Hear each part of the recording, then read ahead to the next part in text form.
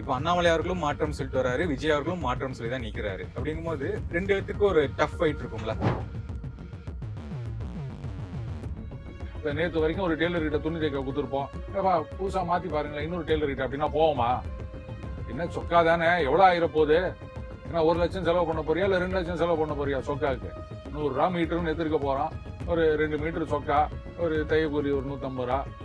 ஆனா போயிட்டு போதே இன்னொரு புது டெய்லர் தான் சான்ஸ் கொடுத்து பாருன்னு கேட்டு பாரு, 1 ரூபாயை செய்ய மாட்டாங்க. ஆனா நாட்டை மட்டும் யார்கிட்ட வேணா தூக்கி ஊத்துருவாங்க. அப்படின்னு திமுக ஆட்சியில நடந்ததுக்கும் இப்ப நடந்ததுக்கும் பெரிய வித்தியாசம் இல்லை அப்படின்னு. ஏன்னா திமுக ஆட்சிக்கு வந்த புதுசுல ஆரம்பமே அது ரெடி சிக்ஸர் அப்படின்லாம் சொல்லிட்டு இருந்தாங்க. அதே மாதிரி இங்க ரீல்ஸ் போட்டுட்டு இருக்காங்க. அடுத்தது திமுகவின் மீது அதிமுக பாஜக வைத்த குற்றச்சாட்டு என்னங்க, நாங்க பண்ணதுக்கெல்லாம் இவங்க ஸ்டிக்கர் ஒட்டின்னு இருக்கிறாங்க அப்படின்னு. இன்றைக்கும் அதே குற்றச்சாட்டு தான் எதிர்கட்சிகள் திமுகவிடம் இருந்து தாவேகா பக்கம் போகும். அப்ப திமுகவுக்கு இதுக்கு எந்த விதமான மாற்றம் இல்லை, பேர் தான் மாறி இருக்கு. மற்றபடி அவங்க என்ன சொல்லிட்டு இருந்தாங்களோ செஞ்சுட்டு இருந்தாங்களோ அதைத்தான் இங்க செஞ்சுட்டு இருக்காங்க. அப்படின்னும் போது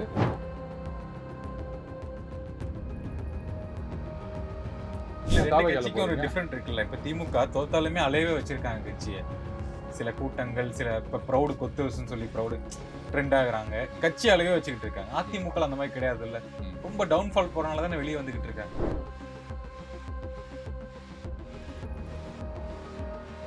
அப்ப திமுக எதிர்ப்பு தான் உங்களுடைய ஒரே குறிக்கோள் அப்படின்னா, அப்ப அதிமுக இருந்து திமுக போனவங்க எல்லாம் என்ன சொல்லுவாங்க?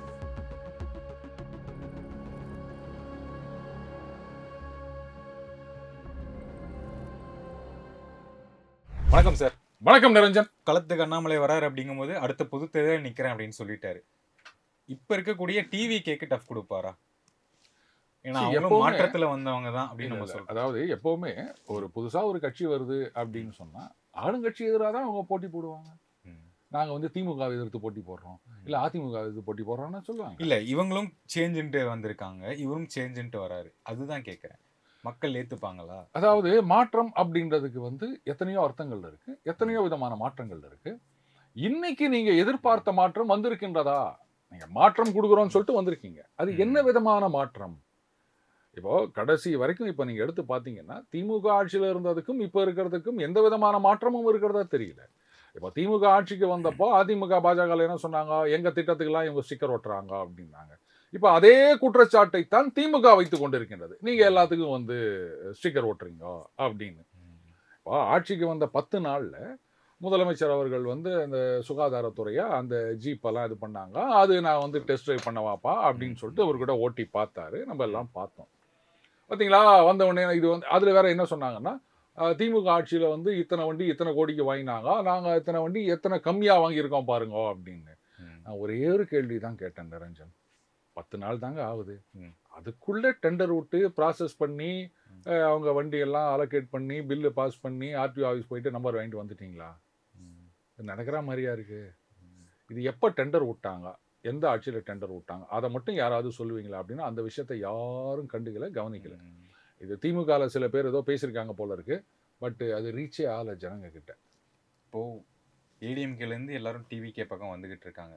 அப்படிங்கும்போது அவங்க சொல்ற கருத்து என்னன்னா, இந்த 9 வருஷமா அம்மா போனதுக்கு அப்புறம் கூட இருக்கணும், சும்மா இருக்கணும் அப்படின்னு தான் நாங்கள் கூட இருந்தோம். மனதளவில் சந்தோஷமா யாருமே இல்லை அதிமுகவில் அப்படிங்கிறாங்க. திமுக எதிர்ப்புக்கு இப்ப தாவேகா சரி, அதனால இங்க வரோம் அப்படிங்கிறாங்க. அப்ப திமுக எதிர்ப்பு தான் உங்களுடைய ஒரே குறிக்கோள் அப்படின்னா, அப்ப அதிமுகல இருந்து திமுக போனவங்க எல்லாம் என்ன சொல்லுவீங்க?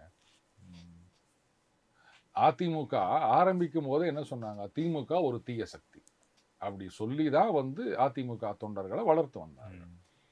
அதையெல்லாம் மீறிட்டு திமுகல போய் சேர்ந்து அங்க ஒரிஜினல் திமுக அமைச்சர்களோட செல்வாக்கா இருந்ததையும் நம்ம பாக்குறோம். இன்றைக்கு அதிமுகல இருக்கவங்க சரி, இனிமே நமக்கு எதிர்காலம் கிடையாது, கட்சி என்ன ஆகும்னு தெரியல, ஒரு கரிஸ்மேட்டிக் லீடர் இல்லை, அது ஆளாளுக்கு ஒவ்வொரு பக்கம் போயிட்டு இருக்காங்க, இனியும் இந்த கட்சியில இருந்து பிரயோஜனம் இல்லை அப்படின்ற ஒரு நினைப்புல அவங்க போறாங்களே தவிர அதுல இது எதிர்ப்பது அதுதான் அதை எதிர்ப்பது. ஏன் அதிமுகல இருந்துன்னு திமுக எதிர்த்துட்டு போங்க, தாவேக்காக போய் தான் நீங்க எதிர்க்கணும்னு ஏதாவது அவசியமா? உங்களுடைய நோக்கம் என்ன? திமுக தீய சக்தி அழிக்கப்பட வேண்டும், அழிச்சிட்டாங்கல்ல, ரைட்டு, நாங்க இங்கே இருக்கோம், நம்ம பண்ண வேண்டியதை அவங்க பண்ணிட்டாங்க, சந்தோஷமா இருங்க. ஏன் அங்கதான் போயிட்டு நீங்க அழிக்கணும்? அது அழிக்கப்பட்டு விட்டது, அதான சொல்றாங்க இப்ப தாவேக்கால. அழிஞ்சிச்சு இல்ல, உங்க நோக்கம் நிறைவேறி விட்டது, ரிட்டையர் ஆயிட்டு போங்க. இல்ல ஏன் 2 தாவேக்கால கட்சிக்கும் ஒரு போறீங்க? டிஃபரெண்ட் இருக்குல்ல. இப்ப திமுக தோத்தாலுமே அலையவே வச்சிருக்காங்க கட்சிய. சில கூட்டங்கள், சில இப்ப ப்ரௌடு கொத்தரசுன்னு சொல்லி ப்ரௌடு ட்ரெண்ட் ஆகுறாங்க. ம். கட்சி அலையவே வச்சுக்கிட்டு இருக்காங்க. ம். அதிமுகல அந்த மாரி கிடையாதுல்ல. ம். ரொம்ப டவுன்ஃபால் போறனால தானே வெளிய வந்துகிட்டு இருக்காங்க. அதுதான். ஏன்னா எதிர்காலம் இல்லைன்னு இவங்களே முடிவு பண்ணிட்டாங்க. அந்த ம். ஃபைட்டிங் ஸ்பிரிட் அப்படின்றது இல்ல. ம். நமக்கு ஏற்கனவே 5 வருஷம் பதவி இல்ல. இப்ப இனிமேலும் என்ன பண்றது அப்படின்னு அந்த பக்கம் போயிட்டாங்க. ம். அதனால திமுகவை அழிக்க வேண்டும், அதற்காக தாவேக்கால்லாம் தயவு செஞ்சு சொல்லாதீங்க. இது ம். இட்லின்னா சட்னி கூட நம்பாது, மிளகா பொடி கூட நம்பாது. ம். உங்களுக்கு பதவி வேணும். இனிமே இங்க இருந்தா இல்லன்ற முடிவுக்கு வந்துட்டீங்க. அதனால நீங்க அங்க போறீங்க. ம். ஓப்பனா சொல்லிட்டு போங்களேன். அதையும் வந்து இப்படிலாம் பூசி மொழிகின்னு இருக்கிறீங்க. யார் நம்ப போறாங்க இதெல்லாம்? ஓகே. இவங்க சொல்றாங்கல்ல சார். இப்போ ப்ரௌடு கொத்தூஸ் அப்படிங்கிறாங்கல்ல. ம். இந்த மாரி வார்த்தைகள்லாம் பயன்படுத்துறாங்க. ம். இது வந்து சரியான விஷயமா என்ன? அதை வந்து நார்மலைஸ் பண்ணிட்டுருக்காங்க. நீங்க சொல்லலாம்.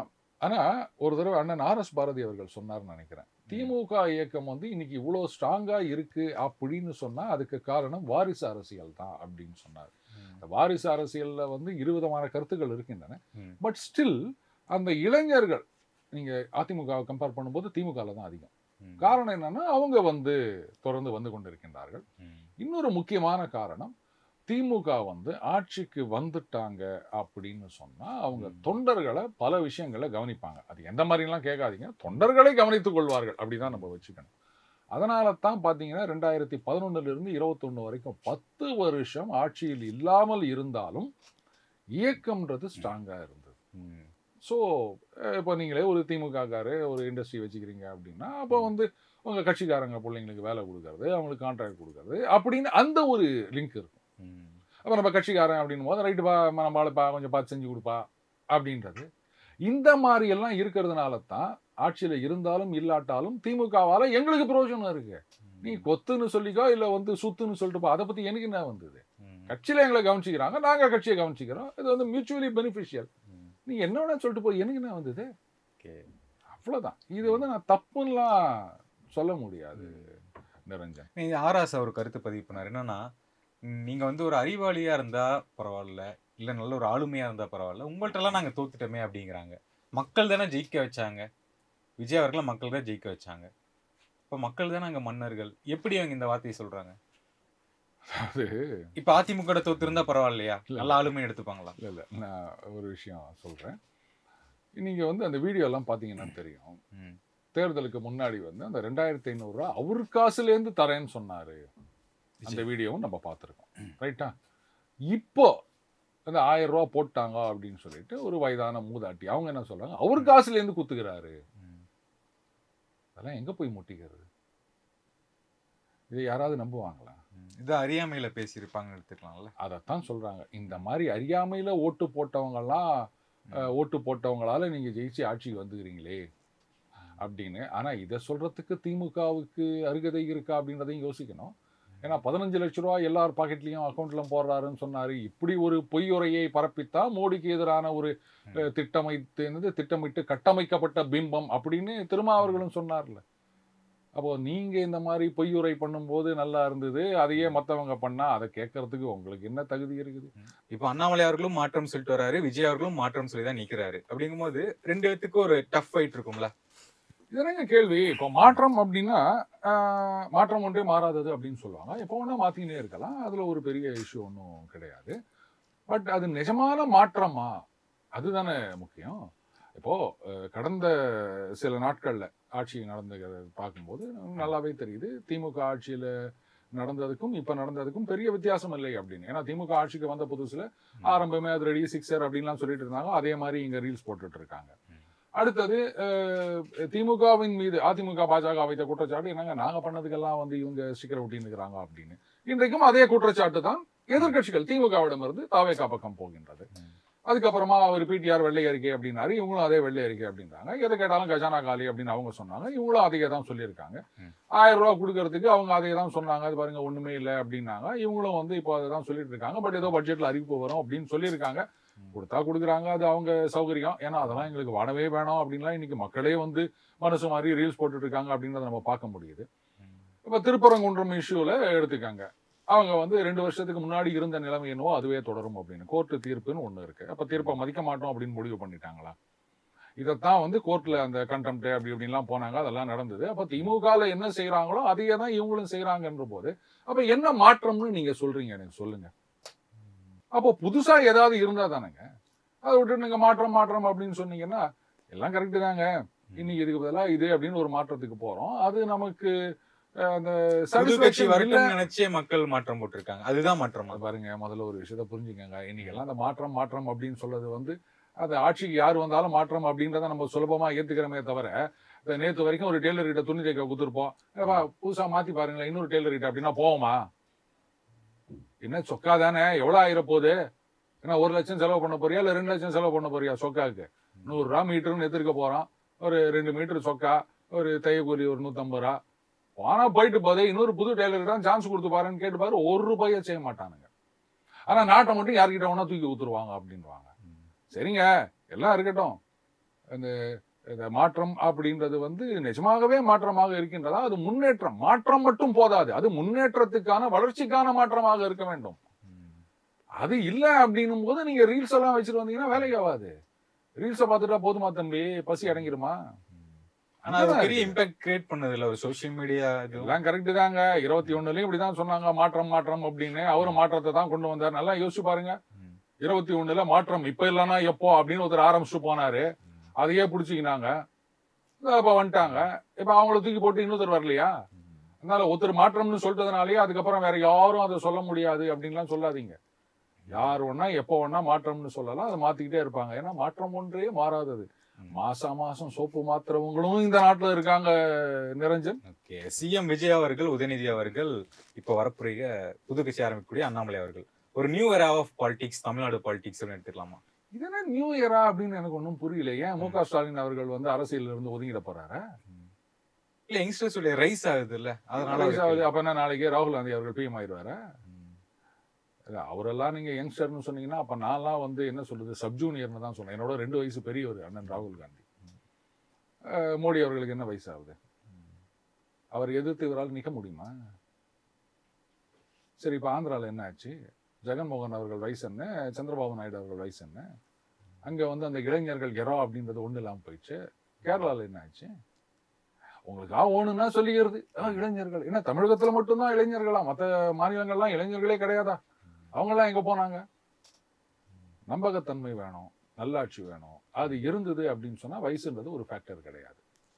அப்ப இளைஞர்கள் தான் எரா அப்படின்னு சொன்னா அப்புறம் காங்கிரஸ்ல ஏன் வந்து ராகுல் காந்தி பதவி விலகிட்டு கர்கே அவர்களை, ஏன் சசி தரூர் இருக்காருல்ல, அவரு போட்டி போட போறேன்னு சொன்னோன்னா அவளுக்கு எவ்வளவு டார்ச்சர் கொடுத்தாங்க.